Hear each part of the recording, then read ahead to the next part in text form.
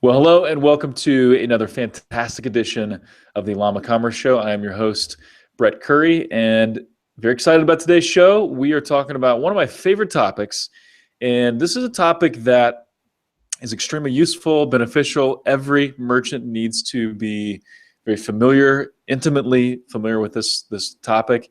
It can also be a bit of a snoozer if you're not careful. So we are committing to making this show engaging and fun and useful like always. Our purpose, as you know, is to demystify e-commerce into actionable bites. Today we're talking about how data dictates decisions. So going from data to making that useful to making decisions that propel your company, that's what today is all about. We have a fantastic guest, a guest joining us from like across the world, although right now she's a little closer than she usually is. We have Miss Carolyn Harrington. She's an Aussie. And I will say, Carolyn, we partially did have you on the show just because you have a fantastic accent and you have a lovely personality. And so, Carolyn, welcome to the show. So excited to have you. Oh, thank you very much. I think my accent's a little bit rounded out. It's not really raw Australian, so I might have to practice being raw Australian on my accent for you. Yeah, could you just dial that up a little bit? Take the Austin meter and crank it a little. Yeah, my problem is I lived in the UK for 10 years, so I've rounded out my vowels. So I don't even know if I can do a true Australian accent anymore. So apologies. Yeah, when I first started talking to you, I thought UK a little bit. Then there were a couple words you said that sounded more Aussie, and I'm not an expert in either of those, but I hear the UK influence for sure. Yeah, I can throw in names every now and then, just as give it a little bit of authenticity. That sounds awesome. So, Carolyn, I was gonna nickname you like the Queen of Data or the Data Diva, something like that. I just made those up. Yeah. But I know you are a master at helping merchants uncover their data, find out what's important, what's not important, and really what's going on, because we talk to merchants all the time. I know you do as well. And we're talking smart merchants. We're talking merchants that are selling millions of dollars worth of stuff online. And sometimes we're surprised by what they don't know. Or they're able to succeed in spite of the fact that there's this area of their business that they don't know. It's kind of working. They don't know how well, how much, anything like that. So we're going to dig into what metrics should you know, how to know those metrics, why they're important, and hopefully have a lot of fun doing it. Okay. So can you maybe give just a quick background of how you got into this business? Yeah, so I've come from a startup world and I've worked around the world. I've done a lot in IT and different businesses. But so basically every time though I've started a business or looked at creating a business model, I've always looked at data and gone, well, do I actually have a market size? And then, so I do that, create a product, test it and go, well, if I look at that data and forecast out, will I have a profitable company? And so I've always used data myself. And then I moved back from the UK to Australia, and I was invited by a set of board members to come and work for this data analytics company. So I was super excited because it meant, hey, it was all about data definitely, but it meant I could access other people's data to help them grow their business. And we were doing a whole heap of data. We were working with Swiss pharmaceuticals and all these different companies, and it was very heavily lifting and time consuming. And anyway, it wasn't scalable. And so then we went, well, let's stop this and let's become scalable. So we looked around the e-commerce world, and a lot of people in the world have been saying to us, hey, can you help us with the e-commerce data? And we always thought e-commerce data would be fantastic. But then when we looked in the back end, we went, oh, wow, there's so much data collected and people don't access it. I was really surprised. That's overwhelming. It's overwhelming. I'm just like, if you look in the back of Magento, for example, Magento only gives you customers who are member customers, not any of their guest customers, which is generally 50% of people's customer database.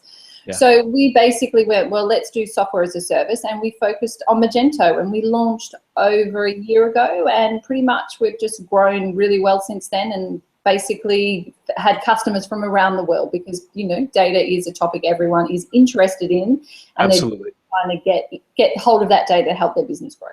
How do we handle it better? Yeah, and so speaking of Magento, you and I actually met at the Magento Imagine conference. I believe we were walking into an event, and you looked at me, and your comment was something along the lines of, you guys are so funny. And I remember looking around if you're talking to me, and then I thought, well, she's talking to me. Is there something on my face or in my teeth or And then turns out you like the Llama Commerce Show. I was so shocked. Yeah, I do like the Llama Commerce Show, and I'm also not very shy as well. So I will declare, I love that show. I want to go on it. Yeah, it was fantastic. I was like, it was maybe one of the first fan interactions. We're like, what? People watch the show. It's crazy. I should have got an autograph. I got a business card. I should have got you to sign it. Yeah. So what is funny, and I won't belabor the point, but actually we did just start looking at our metrics.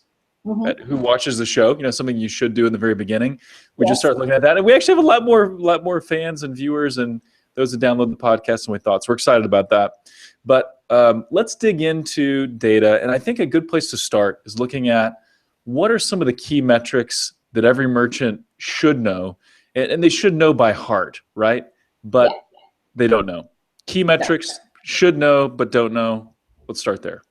Yeah, so I'm going to break it down into two parts. I'm going to break it down into customer data metrics and into product data metrics.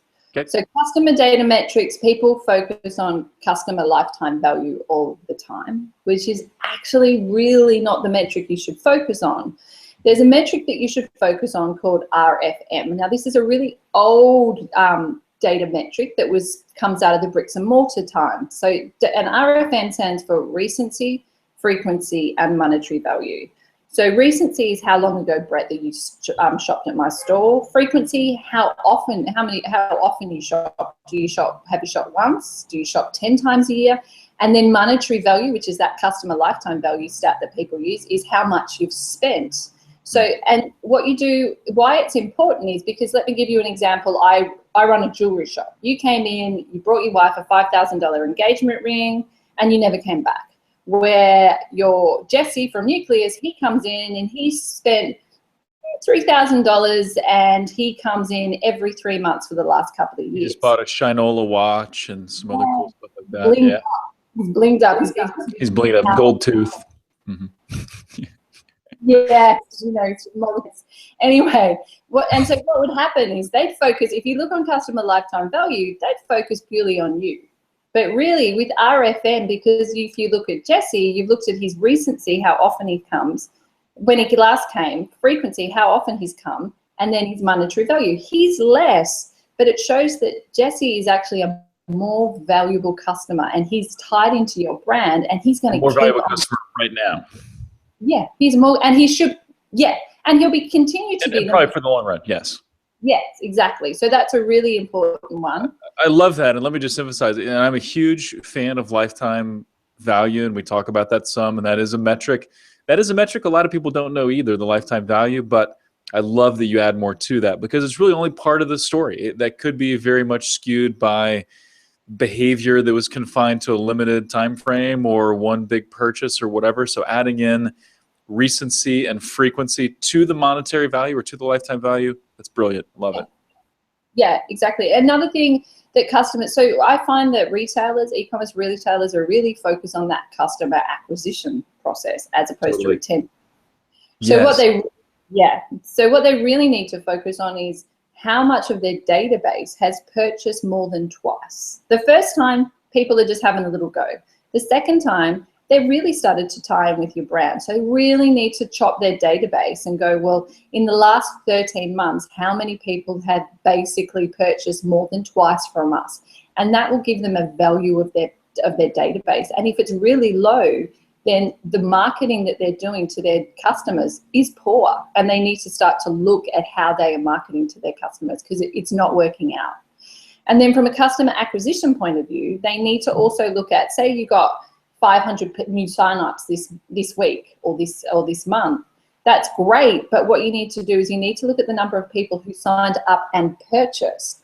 And if over 15% of people who signed up haven't purchased, that's a problem for your database because every month you're doing this accumulative effect of paying for these people to come onto your database, but they're not purchasing. So you really have to focus on those people who haven't purchased who've signed up and haven't purchased and drive through that process. And that's where you need to use that automation of marketing material to get them to purchase, drive them down that sales funnel, as opposed to, hey, I've got 500 new people on my database. Right. Yeah, I love it. And we just had Austin Bronner from E-commerce Influence on the show couple of months ago, something like that, talking about how to maximize email marketing. And one of the things that he and his company are fantastic at is increasing the number of signups. So someone lands on the site, getting them to sign up for an offer, first time new customer offer or whatever. And then he talks about building, an indoctrination sequence or a welcome sequence, getting someone accustomed to the brand and how to buy and why to buy and all those things. Yeah. So I love that. So the way you guys look at it is if someone signs up on the list, if less than 15% of those actually make a purchase, then you're likely doing something wrong with your follow-up marketing.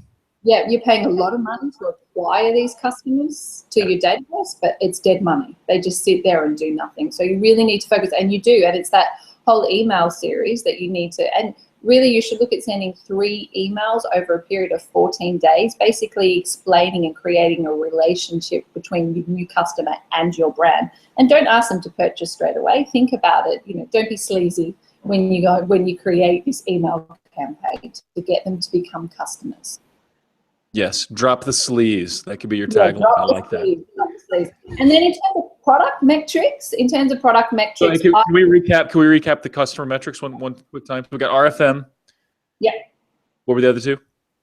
Number of customers who've purchased more than twice on your database, and I would do that in the last 13 months because basically that's your most active period. If anyone falls and hasn't purchased from you in the last 13 months, they're not really a customer anymore.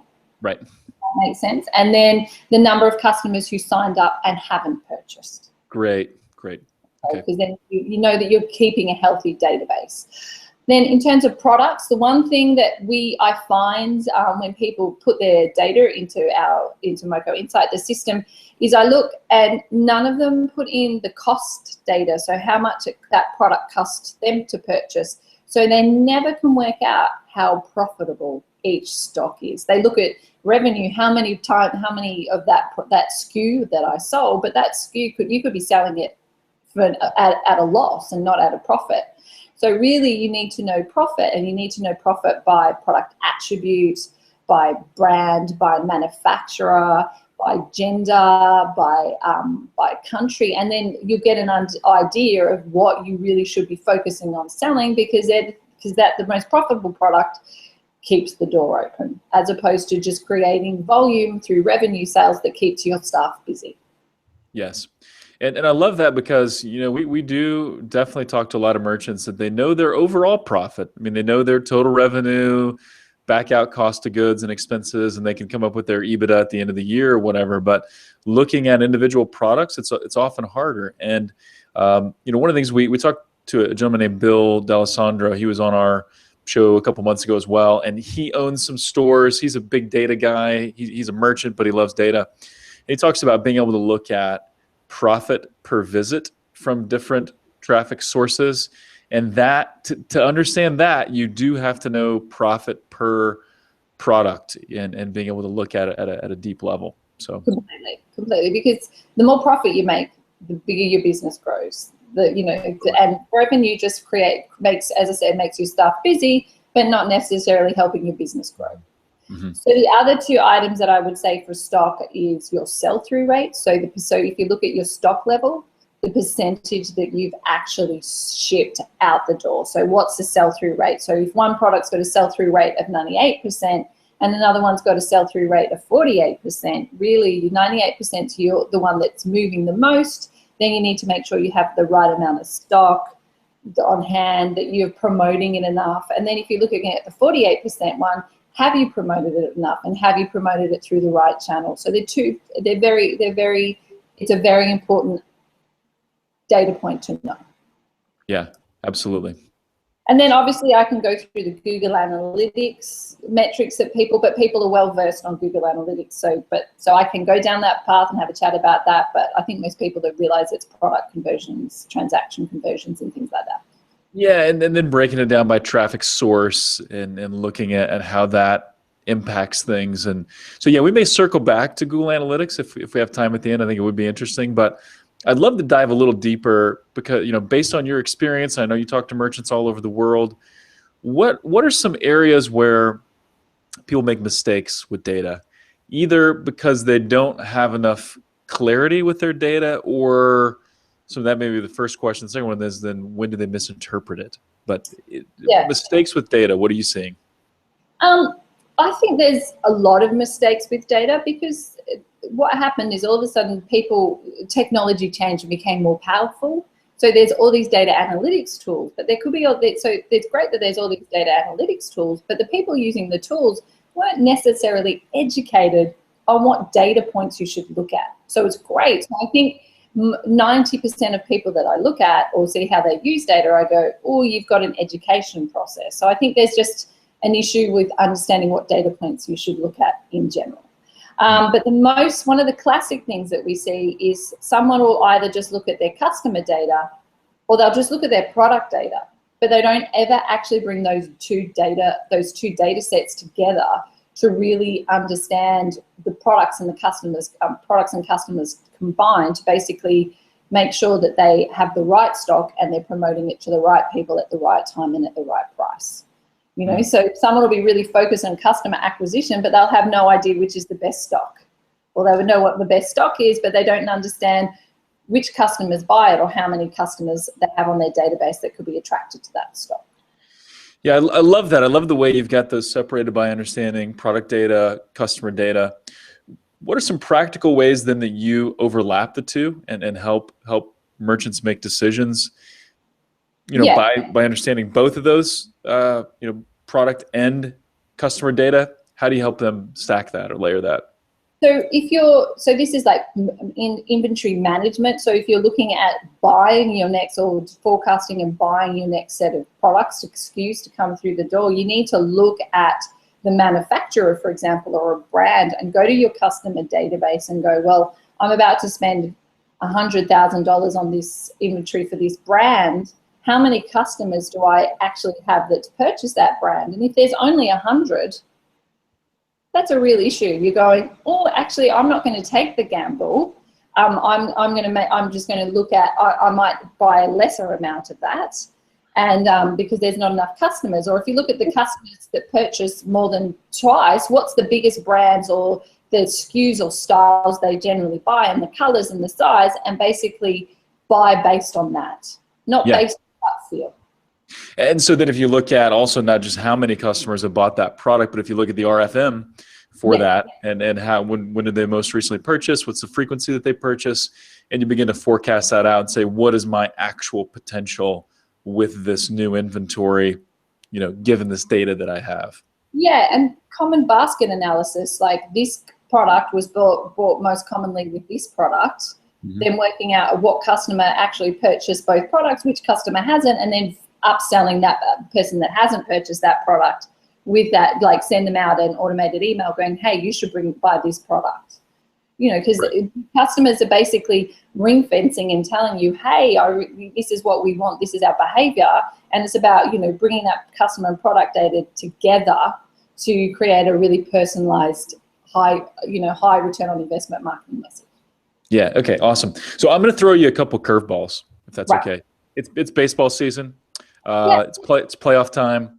I'm a huge Kansas City Royals fan, and actually, depending on when this is broadcast, my beloved Royals may be in or out of the playoffs. I'm hoping they'll still be in.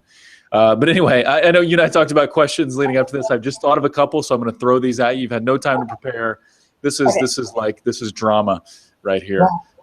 But what are some of the recommendations? What are some of the common recommendations? So we're talking about data that dictates decisions. What are some of the common pieces of advice? And I know you guys are about data and breaking that down and making it accessible and actionable and all that. What are some of the common pieces of advice that you give people? So once kind of the data becomes clear and the curtain is pulled back and people see, oh, wow, this is what's really going on. What are some of the common action items you give people based on what they find? And so you can either take product data or customer data and run with them.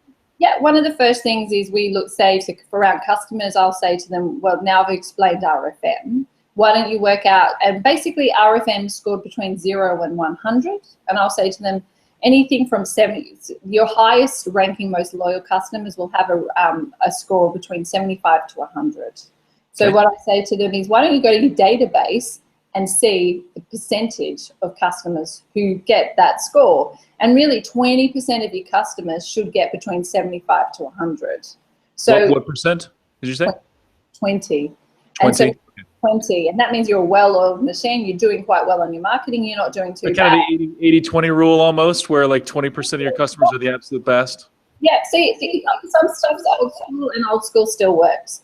Totally. So, and I'll say to them, go and have a look there, and then they'll look at it and they'll go, and a lot of people, they don't get that 20%. So then I'll say to them, well, you need to look at the next level down and start to really create a second set of VIPs and start to market to them based on their gender, their country, and what that best-selling products are for those genders and those countries, if that makes sense. Yes. Yeah.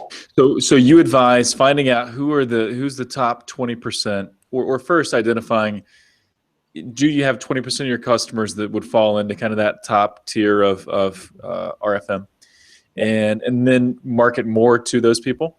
Yeah, but do it in a personalized way, because they have a relationship with you. They think you're friends with them.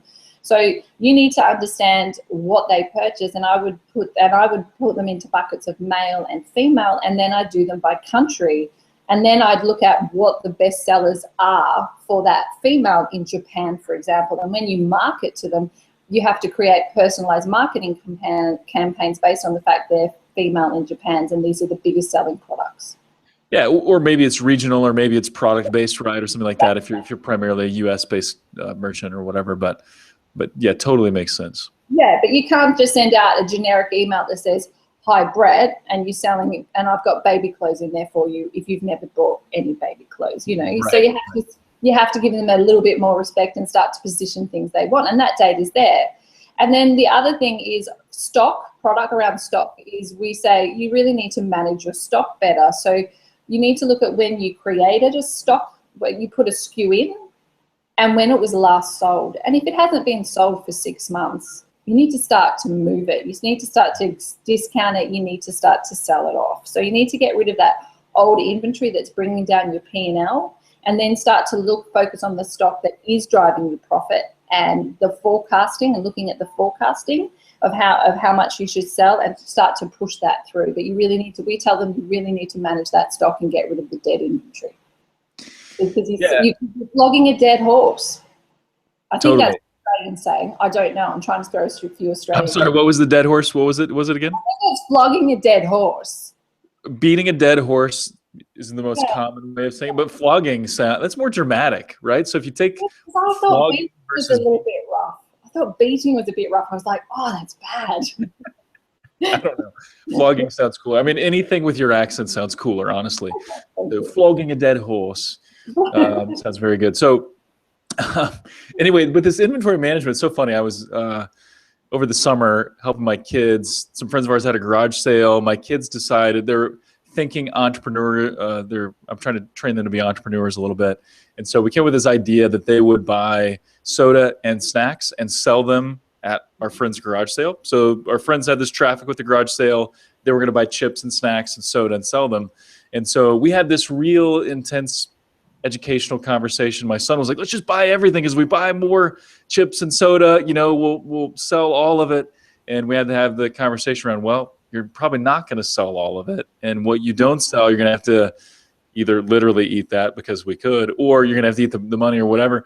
But that's retail. That's where business is made or lost in the long run. And it, much bigger problems for online merchants than kids selling concessions, but it's still the same problem, and it can make or break the business. So it's true. But if you understand sell-through, and you can look at sell-through historically, it helps you work out what you should buy as well.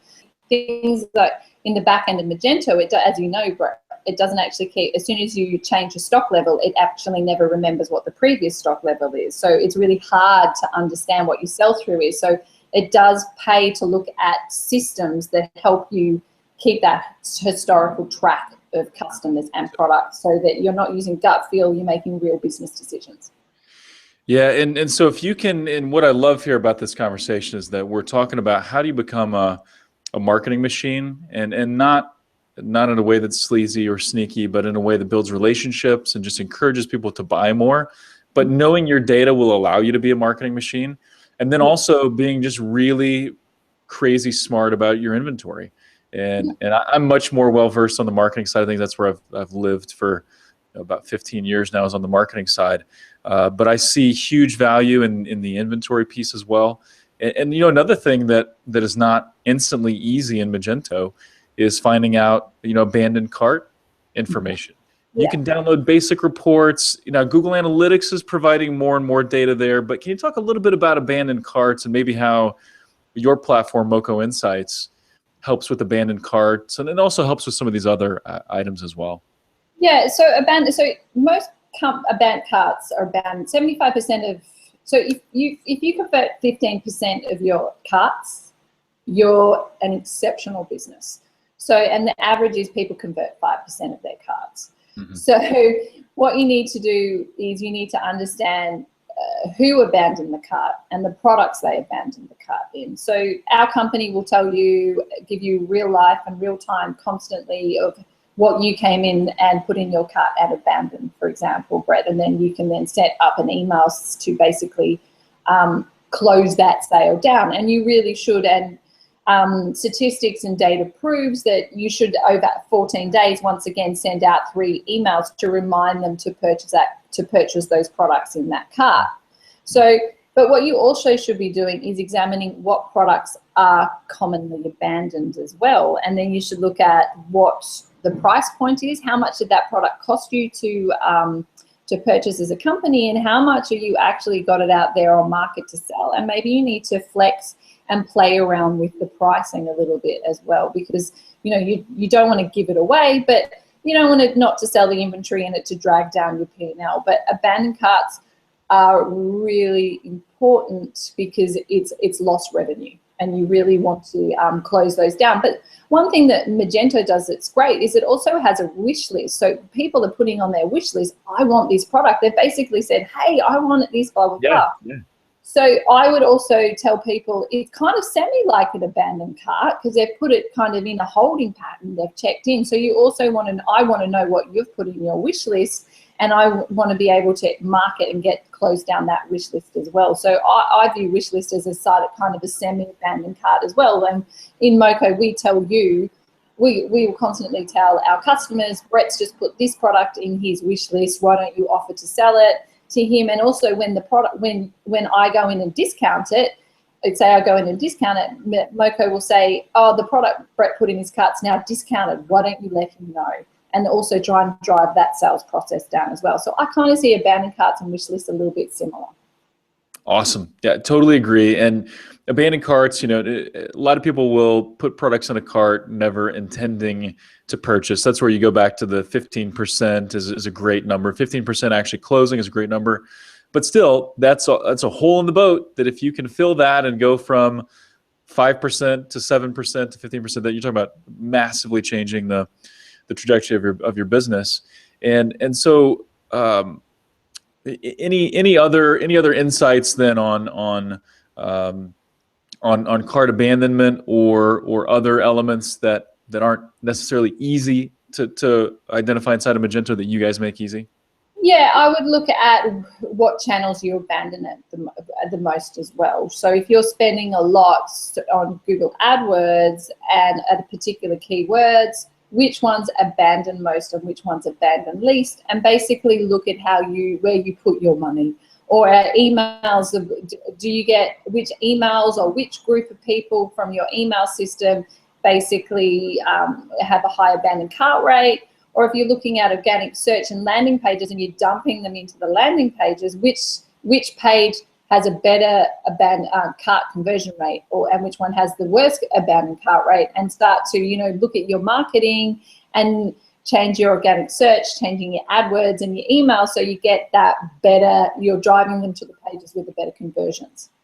Right, and then you can start to uncover, is it the product page or the landing page that needs work, or are we just attracting the wrong kind of visitor? So we need to fix our message on the front end, or we need to fix the experience on the landing page, or maybe both.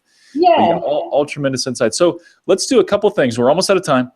I do want to talk about Moco Insights a little bit. You've been very gracious. This is awesome information. I want to know, how do people learn more about Moco Insights? Also want to get a little bit better picture. Are you guys primarily just revealing data and making it easily accessible and actionable? Are you then hooking in with other providers like email service providers and things like that? Give just kind of the quick overview of Moco, if you wouldn't mind. Right, so Moco is a Magento extension, so you don't need to talk to us to set your system up. You just go into Magento Connect, or you get your developer to put it on, and we then bring down all your historical data into our system, and you go into a web browser to access that data, and we've set it up so it has 95 reports for you to use from get-go. But we also bring down, so you know how Classic Llama would spend hours and days putting in customer attributes, product attributes, and transactional attributes. We also expose those in our system. So you can then use those attributes, because we have a drag and drop custom report builder, so you can make as many reports as you want using all your data in Magento. So we give you we give you access to all your transactional, customer, product, and order tables from Magento in Moco Insight. But we don't just give you all of that data, we also put algorithms across it, and then we also create our own calculated columns or tables in the back end. So for example, we can tell you what the profit was, what the profit margin was, what the sell-through rate was, what the stock average rate was, what the RFM, which you don't get from Magento. So we put in a lot of time and effort to change that, make that data more actionable for our customers. Great. And then how does Moco Insights then integrate with Google Analytics at all? How do those two communicate? Yeah, we're just about to launch our Google Analytics integration. So, and after that, we'll do our Google AdWords and AdWords integration as well. So you'll be able to work out really what the ROI is per spend.